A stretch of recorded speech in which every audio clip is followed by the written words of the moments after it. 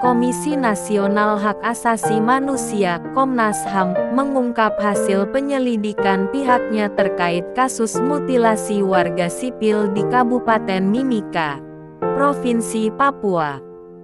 Komisioner Komnas HAM, M. Khoirul Anam mengatakan pelaku mutilasi warga sipil di Mimika bukan kali pertama melakukan hal tersebut. Hal itu didapati Komnas HAM setelah memeriksa tempat kejadian perkara (TKP).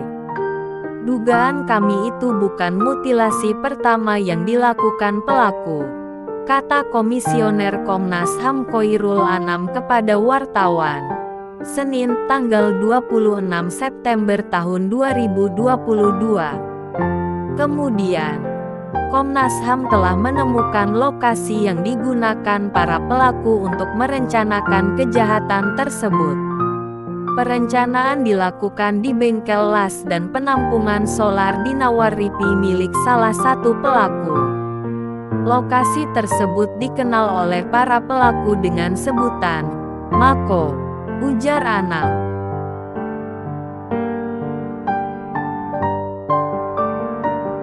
Hal tersebut didapat dari hasil temuan komunikasi melalui handphone para pelaku yang menyebut komunikasi itu bagian dari perencanaan sebelum pembunuhan dilakukan.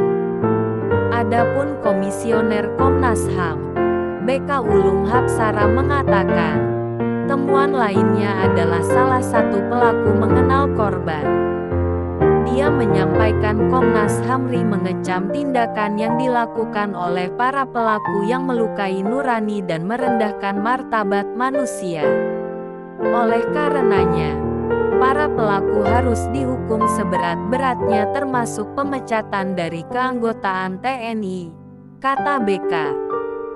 Sebelumnya, Panglima TNI Jenderal Andika Perkasa akan menggandeng lembaga lain untuk memproses kasus mutilasi yang diduga dilakukan oleh 6 prajurit TNI di Papua. Menurut dia, kasus mutilasi yang diduga melibatkan 6 orang prajurit TNI ini akan diproses secara terbuka. Saya terbuka dengan siapapun, dengan LPSK, Komnas HAM. Semuanya kami terbuka, kata Andika di gedung DPR pada Senin tanggal 5 September tahun 2022. TNI, kata dia, sama sekali tidak menghalangi bahkan mengakomodir untuk mengungkap siapa saja yang terlibat dan dikawal hingga proses hukumnya berkekuatan hukum tetap atau inkrah. Sebab, lanjut dia, sanksi hukum terhadap pelaku harus mencerminkan rasa keadilan bagi para korban dan keluarganya. Ya jangankan yang mutilasi, kasus-kasus yang sudah terjadi 2 tahun lalu juga masih kita kawal sekarang. Kenapa? Saya peduli. Jangan sampai proses hukumnya ini mencederai mereka-mereka yang menjadi korban. Mereka-mereka yang perlu diberikan keadilan. Jadi itu sudah jelas, apalagi ini yang terbaru, jelas dia. Selain itu, Andika juga menegaskan kasus mutilasi di Papua ini harus dikawal agar tidak ada intervensi dari siapapun.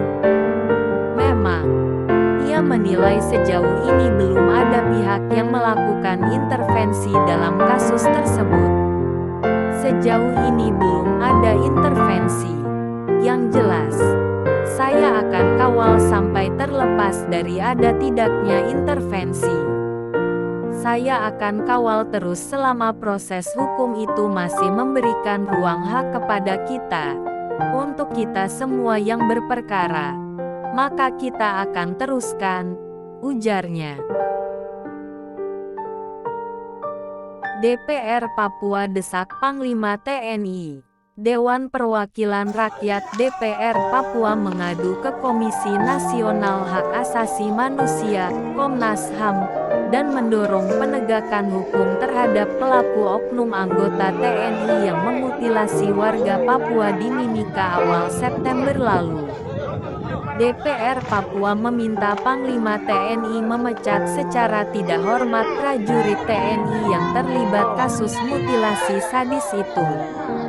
Pernyataan itu disampaikan perwakilan DPR Papua, John Nr. Gobay di kantor Komnas HAM, Senin tanggal 26 September tahun 2022, terkait dengan kasus mutilasi, bahwa manusia seutuhnya bukan binatang yang harus dipotong-potong. Terjadi di Mimika tanggal 20 Agustus tahun 2022. Ini penghinaan terhadap manusia sebagai ciptaan Tuhan, ucap John.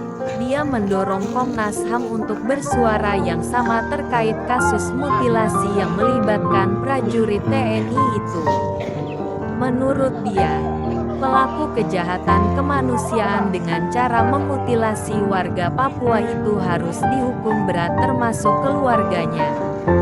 Kami ke Komnas HAM dan meminta Panglima TNI pelaku ini diproses hukum, dipecat dengan tidak hormat.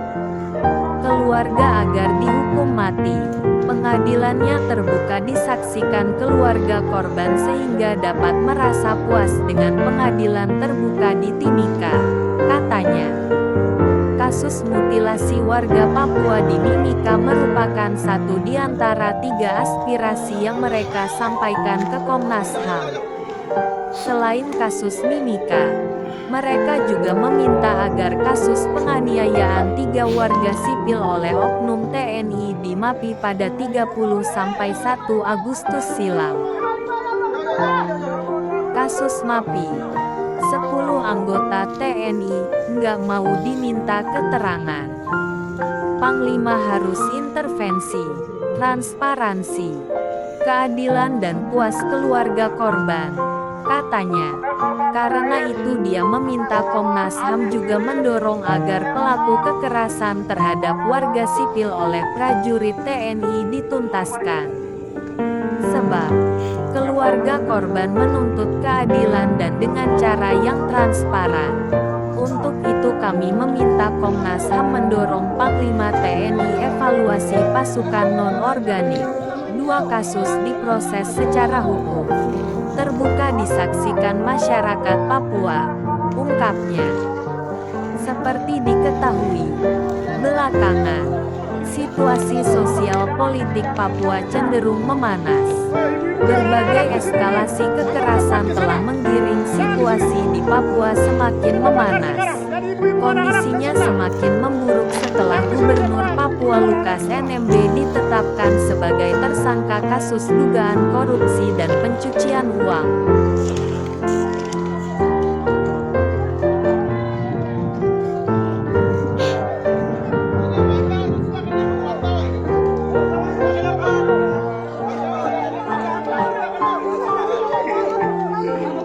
Ya, wartawan silakan liput, wartawan.